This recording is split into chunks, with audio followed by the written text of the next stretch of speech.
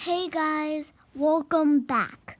Today we're going to be reading a story called Cloud Fishing. Enjoy. Barefoot Jean and her brown dog Barley ran to the top of a green grassy hill. The sun shone down as she looked up into the deep sea blue sky. Above her sailed billowing cloud ships with tall sails unfurled.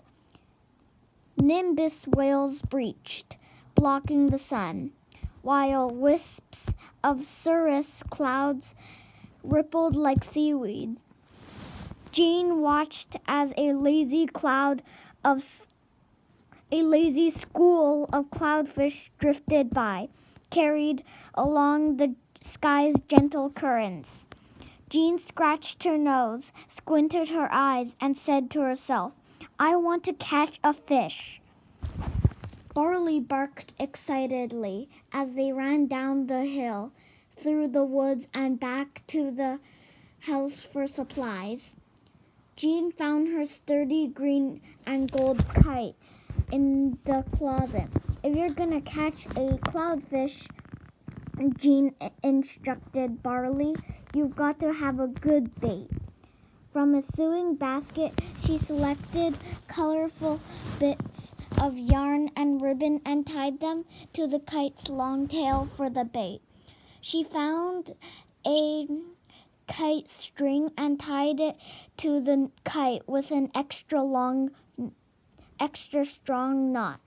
With a burlap bag in one hand and her kite in the other, Jean marched purposefully with Barley at her heels back to the hill.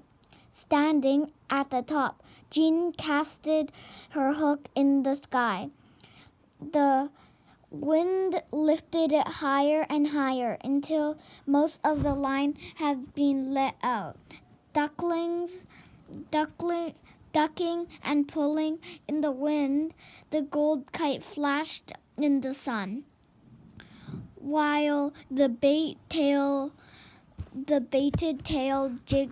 jigged invitedly. Jean scanned the sky for her prey. Not a cloudfish in sight. She tightened the slack in her line and waited. Suddenly, a shadow fell over the hill. Directly above was the most enormous cloudfish Jean had ever seen. Its white scales glistened in the sun, and its strong tail seemed to move in the wind. Jean held her breath as the fish warily circled her hook.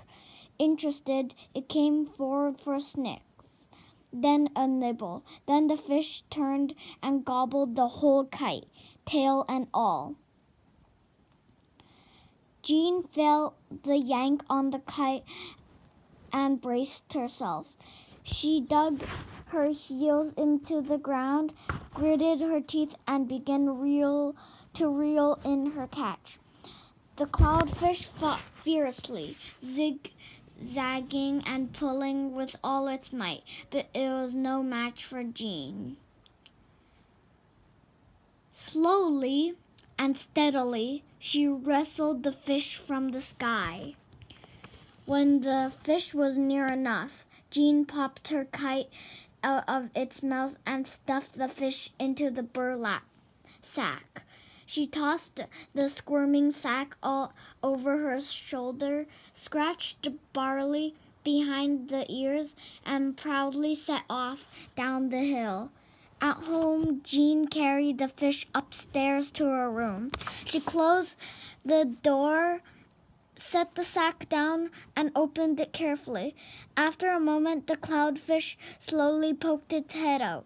Then, leaving the bag, it floated up to the ceiling. As it rose, the cloud changed shape, spreading outwards, searching for an exit to the sky.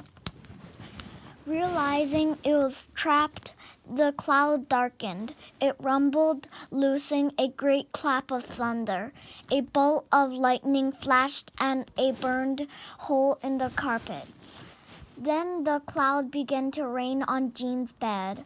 Barley whimpered, and Jean, who was a bit frightened herself, patted him on the head. "Maybe it's hungry," she said. "I'll fix it a snack." As soon as Jean opened the door, the cloud stormed past her into the hall. The cloud was now a furious thunderstorm, hunting for an escape. It tore through Jean's parents' bedroom and then roared downstairs. Moving faster, the cloud spun like a tornado. Ripping through the kitchen, it shattered china and overturned the table. In the living room, the clouds knocked pictures off the wall and short-circuited the television. Barley, too terrified to bark, turned tail and ran down to the basement. The cloud thundered after him. Jean called Barley back up and quickly shut the door. The cloud began to bellow and bang, but there was no way out. Jean listened as the storm in her basement gradually grew quiet. Soon she could only hear gentle rain. She opened the door and tiptoed down the steps. The basement was flooded, but the cloud was nowhere to be seen.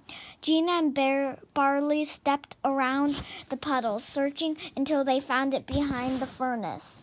The cloud was now misty and weak. It had shrunk so much that it fit in one hand. Jean tried to comfort it, but the cloud just grew smaller. She thought for a minute, then whistled for Barley. "Come on," she said. "The only way to make this cloud happy again is to let it back where it belongs to go." Jean and Barley ran up the top of the hill. Jean held the cloud carefully, waiting for a good breeze. At the right moment, she released the cloud and watched it float away.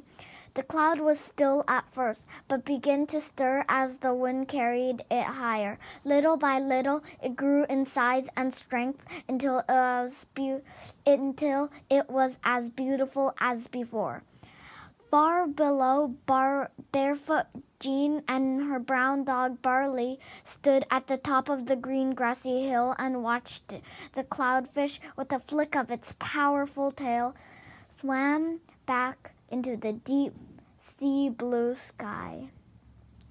The end.